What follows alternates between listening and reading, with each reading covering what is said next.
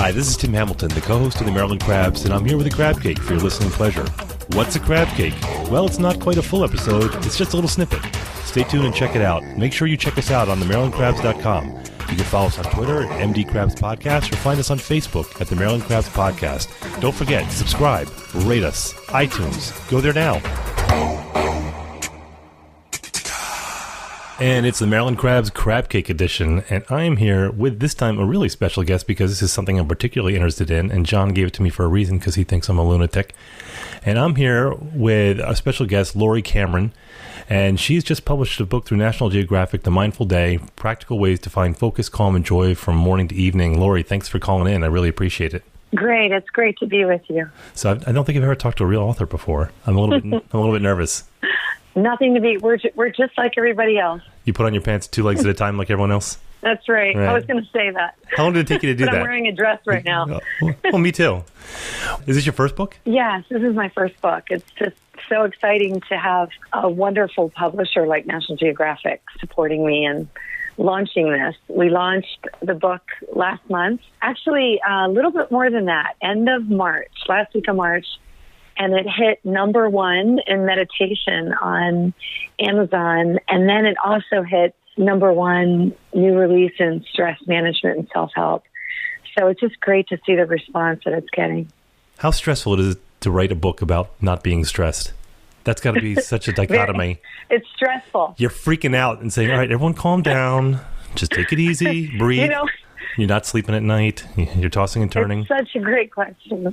I'm good at questions. And it's really cool because I've been practicing mindfulness, which we can talk about what that is, for more than 20 years. And I teach it to companies like Deloitte and NASDAQ and Cisco and University of Maryland Business School. And so this is really it's so integrated in the work I do and the life that I lead. But boy, did I really dive way deeper into it to write this book. It was a 2.5-year journey, and everything I know about the mindsets of mindfulness, as well as the skills and practices I had to use in order to, have good days and feel like I could tackle this mountain and actually, get to the end of the road to launch day. And you teach to private organizations, which is how we got in contact with you, because you were actually out here yesterday, I believe, working with a private company, working with their staff, right?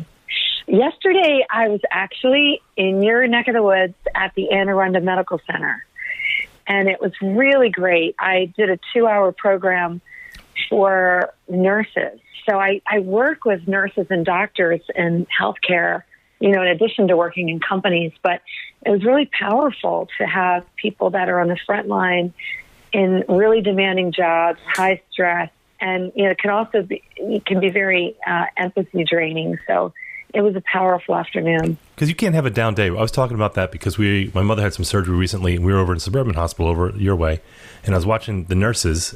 And they were just going full tilt all the time. And I was just thinking about that, like with nurses and doctors and anyone else who in a high-pressure situation, you have to have that clarity of thought. You don't have the luxury of having an off day. Well, there's a lot of professions that don't have the luxury of an off day. And podcasting is not one of them, by the way. But, the thing is we're human. So we do have off days and off hours and off minutes. And mindfulness is about paying attention in the present moment with openness and curiosity and compassion. And that compassion piece is what people don't realize. They think mindfulness is about wearing white clothes and focusing on something, maybe playing some interesting music in the background. The plink-plunk music. It's really about, right. I love plink-plunk music. It's really about paying attention. And paying attention with compassion. So when you're in a high-pressure situation like a nurse or, a Wall Street trader or whatever it might be, it's tough for all of us. And we just bring awareness to it. Like, oh, my gosh, this is really tough right now. This patient is at the end of their life, or I just lost a big deal, or my client just blew up at me, or whatever it might be. We all have those. This is part of being human. So the reason I'm interviewing you and not my partner, John, is because I'm a basket case, which you don't know because you're not a regular listener. Yet, you will be. But so I am a ball of anxiety and stress, and I'm really tightly wound. So I've tried all of this stuff in the past. I tried meditation. I've tried the float tank thingy, which was cool, but I just could not quiet my brain. So I've been really interested in mindfulness because all the podcasts and everything I've read, it talks about mindfulness as a way to kind of slow everything down, because we have so many stimuli hitting us at all times, especially in this age of personal devices. And you would say, even going back to TV and radio, when you had stuff in the background to kind of occupy mind space so you didn't have to concentrate on what you were doing and everything became automatic. So is it simply just paying attention to what you're doing and experiencing like all the sensory impulses that go with it, like, you know, cutting potatoes, peeling and cutting potatoes? Is it that simple, or is it something more complex? The answer is yes to both. It is that simple, and it's more complex. So first of all, you know, when I tell people I teach mindfulness meditation to businesses, they say, oh my gosh, I tried that. I can never do that. That's for other people, but it's not for me. And all of us, you, me, and everyone listening to this, have wandering minds. 47% of the day, our mind is wandering, scattered, distracted. That's on average. Some of us might be a little higher, some are a little lower, but that's the average. So we're all like that. So the ability to know where our attention is and to rest it on an anchor of attention, even for a minute or 2 minutes or 3 minutes, is a capacity we all have, but it's a skill. So if you've tried it, you know, here and there, I tried this once, I tried that once, the key is just like playing the piano, playing the violin, or sailing the Chesapeake Bay, we have to do it repeatedly. It takes practice. And that's a really important point, is that if we just try it once and say, I can't do that, it's just like sitting down to a piano, putting your hands on the keys and saying, I tried that, I can't do it. So we have to build new muscles. It's like taking your mind to the gym. I have not gone to the gym with my mind for a while either. So, so how's it different than meditation? Because I have tried meditation. Did you ever see the movie Kissing Jessica Stein? She's like this. Yeah, what did you try? Let me know when you say I tried meditation. There's hundreds of different kinds of meditations, and meditation is just like sports. So it's building skills or building muscles. And just like there's 1,000 different sports that build different muscles in the body, there are different meditations that accomplish and achieve different things. So what did you try? So I started simply because I wasn't able to do it on my own. So I started with there's a great app called Headspace, or at least I thought it was. You might kind of roll your eyes, but I mean, love it. Okay, great so app. I tried Headspace, and I think it's a subscription app, but my brother did it, and he absolutely loved it. He said it was fantastic. And for those of you who've never tried it before, it's basically a guided tour through a daily meditation. It starts off with like 3 minutes or 4 minutes, and the guy's very soothing, and he tells you how to meditate and, you know, what to pay attention to. And it did work for a little bit. I mean, I think I did feel a lot different when I came out of the session than when I went in, and because again, I'm pretty tightly wound, but it didn't take long for me to go back into it, and I get discouraged pretty easily. So I tried it probably maybe about 4 or 5 days, and then I fell out of it, and then I thought, well, I can't jump back in, so I have to start over. So, and I read another book. It was called the Tao of, because I'm not a religious person. It was spirituality for the non-spiritual person. And they talked about mindfulness as well, and they rolled it into Taoism and what have you. But Headspace was the big one that I tried. Well, you know, yes. And first of all, congratulations. I think it's great that you were curious and you said, I'm going to give that a try. And you did it more than once. You did it 4 or 5 times. And you're not alone that you tried something, and after 4 or 5 times, you fell away from it and then said, what the heck? I mean, that's why we have rowing machines and elliptical trainers stuffed into our attics and basements. that a lot of people do that because that has to do with habit change and cultivating new habits and sticking with it, which we can talk about, which is independent of whatever the habit is. In this case, meditation. So let's separate habit change and sustainable habit, although that's a very cool thing to talk about. The meditation, you know, I heard that you say I noticed a change. Like I felt a little bit different coming out of my 4 or 5 minutes. Yeah, it was coming. And so the key is noticing that. That's called meta-awareness. So mindfulness, I'm training attention, and I'm also training awareness of my immediate experience. You know, what my mood is, what's going on in my body, because emotions actually begin in the body, not in the head. So if my stomach is tight because we're about to have a difficult conversation, or my hands are sweaty because I'm nervous about a big presentation or whatever it might be, mindfulness allows me to notice all that in the moment and take some deep breaths and create some space and be more skillful. So what you were doing is training in that. And that's great. So what we should talk about is, how do we get you to sustain that?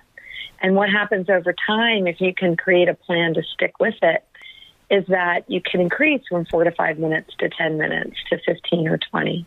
And then what happens is you've got muscles that you can draw on during the day. Well, so I tried. So my wife got me a certificate for one of the float tanks places. We have 2 of them here in town. They're both very good. Yeah. And so it was, it's filled with magnesium salt, and it's basically almost like a very large shower with about 18 inches of water. And you go in and they turn out the lights and you float there, just with sensory deprivation, because it's in the dark and you're just floating. All you hear is the sound of the water, and the water is at body temperature, so you don't even feel the water. And I thought it was cool, but it was just, I'm trying to clear my brain, and then I'm like, wait, my brain's not clearing. And then it became one of those feedback loops where I'm like, it's not working. All right, calm down. But I can't calm down because I can't stop thinking. And all of a sudden, I felt frustrated at the end of it because I just couldn't get into that zone where I was just letting go of everything. So I don't blame you, because your brain is a thought-making machine. It's a myth that we clear the mind or that we stop thinking. That's impossible. The Dalai Lama doesn't stop. So to think we're going to go into a sensory deprivation tank and somehow stop our brain from producing thought, that's impossible. So you didn't do anything wrong. You didn't fail at it. It's not that it didn't work. That's a whole different kind of experience. With mindfulness, we're learning to just see our thoughts. You can think of it as, blue sky, and I love the blue sky in Annapolis. And you can think of the clouds that float across the sky. They come and they go. They come and they go. That's exactly what thoughts do. But when we're not mindful and we're on autopilot and we're just blowing through the day and we're stressed out and all of that, we're kind of inside of our thoughts. We don't see them as separate things coming and going. So mindfulness, when we stop and we focus on the breath, and we focus on the inhale and the exhale, and we keep our attention on breathing, all of a sudden what's going to happen is a thought's going to pop in. What am I having for dinner? When does crab season start? Where is the coolest happy hour today? So when we notice a thought, we say, thinking, and we just bring our attention back to breathing. So we train in resting our mind on the breath. We're not trying to cease thinking. That sounds a little more doable, doesn't it? Yeah. So meditation and mindfulness, are they the same thing, or is it just an element of it? Great question. I get that. I talked about this yesterday at Anne Arundel Medical Center. Mindfulness is an outcome, like fitness is an outcome. So you can develop skills and capacities to be mindful. And meditation is an exercise. It's a mental exercise to train yourself to be able to be more mindful or to produce the outcome of mindfulness. Just like you hit the rowing machine or go to the gym or go running, those are exercises to produce the outcome of fitness. So it's not as simple. From what I understand, that mindfulness, I've heard it described as like you're in the moment of what you're doing, and that you're focused on that task. So if you're in the garden, you're not listening to a podcast, you're not listening to music, but you're focused on what you're doing. You're feeling the wind on you, you're feeling the sun, you're smelling the soil. That you're paying attention to all the aspects. That's right. Oversimplification? No, it's beautiful, and that's one element. So mindfulness is a broad topic, but that is a beautiful description of doing something mindfully. And the reason National Geographic wanted me to write the book I did, The Mindful Day, is people hear mindfulness and it feels like this big, unachievable mountain to climb. And you can actually train yourself and integrate mindfulness into the activities you already do, like gardening or like sailing or even like picking a crab. I've been to plenty crab feasts where I'm sitting and I'm chatting with everybody and laughing and having a good time. And then there are moments when my attention is actually on the color, the red color of the claw, or breaking it open, the sound of it cracking, the taste of the crab meat in my mouth. So that is being mindful. I'm actually being mindful while eating a crab. But when I'm chatting and listening to music and having a big conversation, and shoving the crab meat in my mouth. That's not being mindful. So we can do our activities of every day mindfully, and that is a legit meditation. That's a mindfulness practice. And I've known people who've dabbled with like cannabis or psilocybin, mushroom, or what have you, and that is what they always talk about. They always blather on, and it always fascinates me, where they talk about how food tastes 1,000 times better, how colors are so intense, and how sounds are so intense. They're always overwhelmed by the senses of everything around them. And that always fascinates with me, is that something is kind of unlocked in you where you can pay attention to all these things that you don't normally pay attention to. You know, I love that you brought that up. I've done a lot of interviews and radio and podcasts since the book launched, and I got to say, I love your questions. They're really fresh. I'm going to make my partner listen to this. No one has ever asked that before. So what's happening with those hallucinogenics? You know, we've got all these filters that we look through. You and I are conditioned. You know, we grew up in Maryland. We've went to certain schools, and we grew up in our families and churches or synagogues or whatever it is. And we start to see the world through filters, through interpretations and explanations and belief systems and all that. We don't see things directly and vividly as much anymore. And that's kind of autopilot. And what the hallucinogenic drugs do, and I do have to say I haven't tried them. Yeah, I haven't either. My understanding I'm curious, though. I know, me too, is they do make things really vivid and really sharp. And what's super interesting is guys like Timothy Leary from the 60s and a guy named Ram Dass, they were at Harvard, and they were encouraging students to use hallucinogenics to have this experience. And they actually got kicked out of Harvard. But what Ram Dass then got into is mindfulness. And he found out that meditation and mindfulness is a way to also see the world with more vividness and brightness and crispness. And, you know, what I teach at Google and other companies is we get a higher resolution, you know, like on a camera lens. We get more focus and more clarity and more vividness when we train our mind to see that way. So it's a drug-free way to have what they were doing in the 60s. Yeah, and I look at all these great thinkers and the great minds of our era, like Steve Jobs. He said that if it wasn't for, I think he was in LSD, he said if it wasn't for LSD, that the iPhone wouldn't exist, because that's how he envisioned it. I think Carl Sagan was a big cannabis smoker, and that's where he came up with a lot of his concepts. And it sounds like they take a shorter path to what you're suggesting, which is, you know, training your brain to do something. I guess maybe the hallucinogenics are almost like steroids, if we're using the fitness analogy. I would say that they're using an external tool, and mindfulness is using yourself.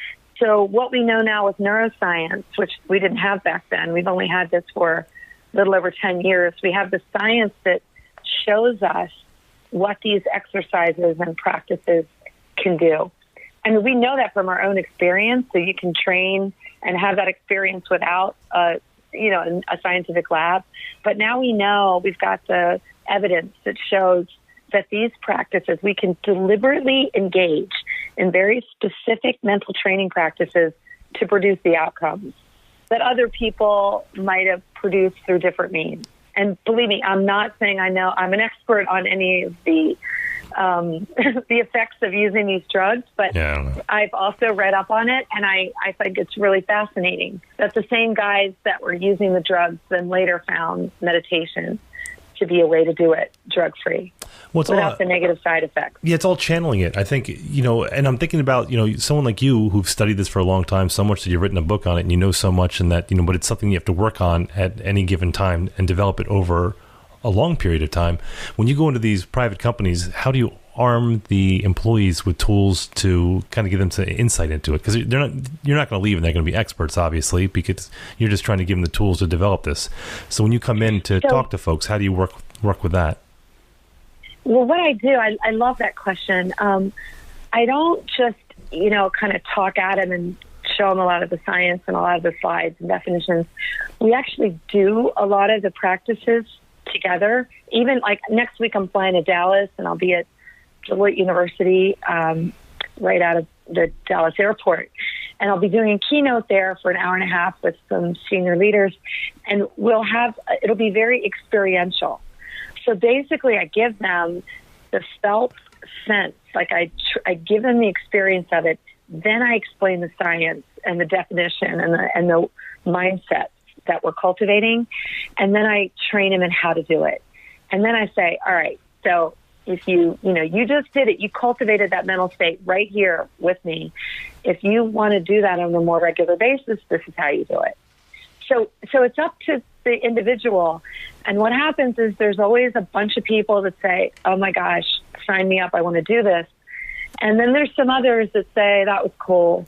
And then they just kind of go back to the regular life. Because, like we said earlier, it's hard to integrate new habits. But if you do that, if you hook a new routine or habit to something you already do, that's kind of a way to do it. So I give them the experience. Because I think as workers and as just humans, we're facing stimuli that we've never had before. I was talking to a friend of mine the other day, talking about the new business world, is that starting about 15 years ago, everyone's jobs became 1/3 returning emails or composing emails. That is something that we'd never had to deal with before. And now that's a part of everybody's job. That should be on everyone's job description, is spend a third of your time sending or reading emails, which is ridiculous. But we're taking up massive amounts of information on a daily basis, not just through constant contact with everybody.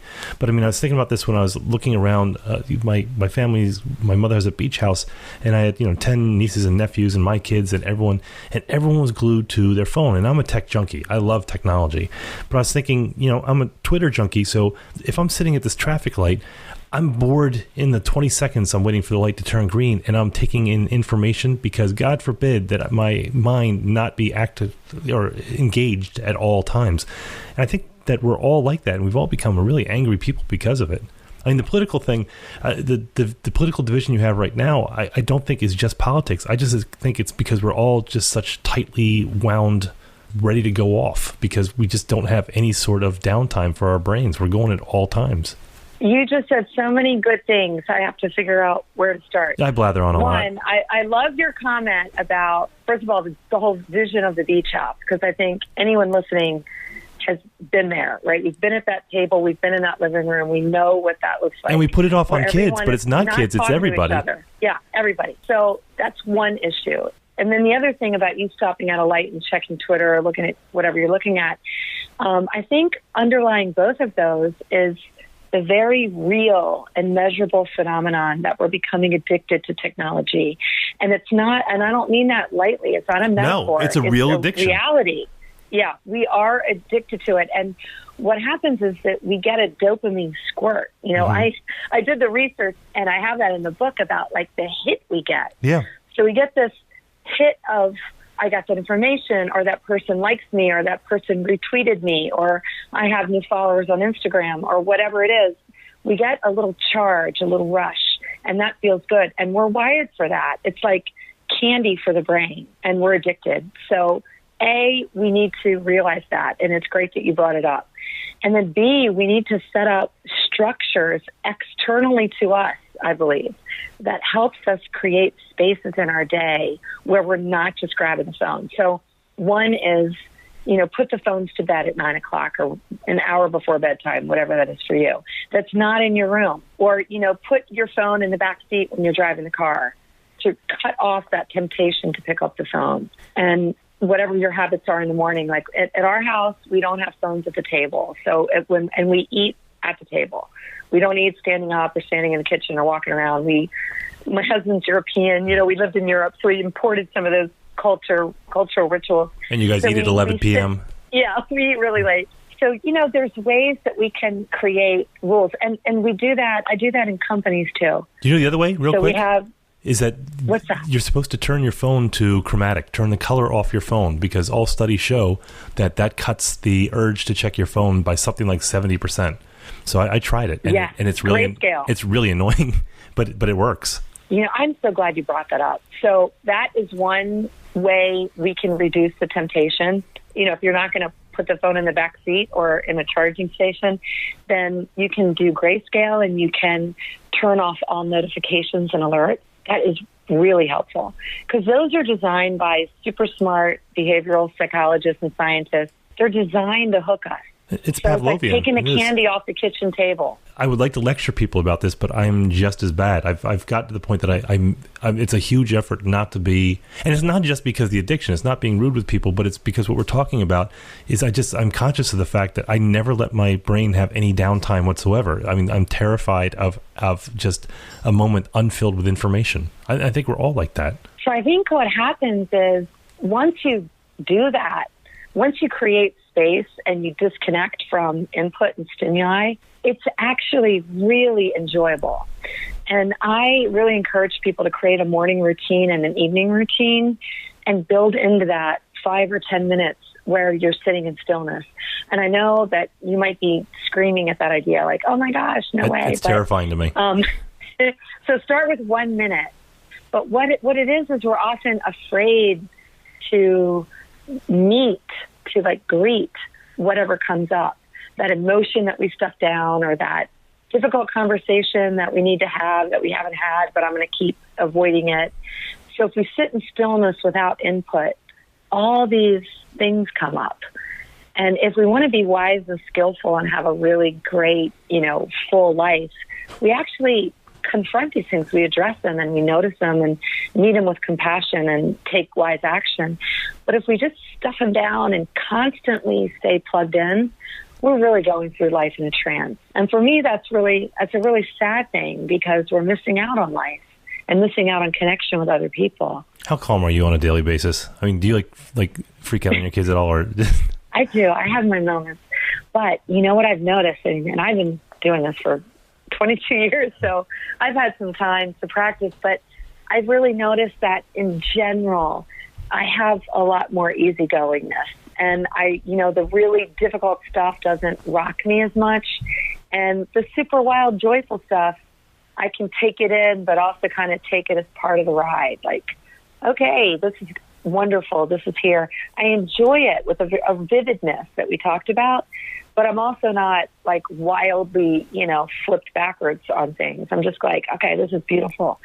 And the difficult stuff, I had a difficult moment this week with a client and a contract, and it was really hard, but I noticed, I was very aware, like someone on a balcony looking at the stage. I was like, all right, I'm really disappointed in how this is going. And actually I feel kind of hurt and have a long-term relationship with this client. And I got this email and, so I can witness things instead of being caught up in them. So that's the opportunity that we have. How hilarious would it be that if you went off, have a mindfulness coach just go off on you and you're just going, what the hell was that? She's supposed to be really laid back. She just screamed at me. But you do a lot of work for private organizations? Yeah, most of the work I do is for companies. And I'm a senior fellow at George Mason at the Center for the Advancement of Wellbeing, and I'm at Maryland. So I do some things with universities, and I was at the hospital yesterday, but mostly it's with companies. And the name of your development firm is PurposeBlue. Yeah, which is PurposeBlue.com, and also you have LaurieCameron.com that talks about your book and the opportunities to come out and do some speaking into seminars and what have you, right? Yeah. Well, I tell you what, I am going to give this another shot. I'm gonna try this so that I'm not a ball of anxiety, that I'm not snapping on my kids for breathing too loud, and I'm gonna try it. I think that's wonderful, and I am here for you. And you shoot me an email or give me a ring if there's anything I can do to support you, because you really get it. You described it so beautifully, and it's just a matter of sticking with it. I know what I want to do. I know what I want to get to, but I just don't have the patience. I got to figure that part of it out. So I think I'm going to get your book. I'm going to start with that. And where can we get your book, by the way? You can get it anywhere books are sold. So A Mindful Day, Practical Ways to Find Focus, Calm, and Joy from Morning to Evening. And, I also really want to invite your listeners to join my community. It's at PurposeBlue.com.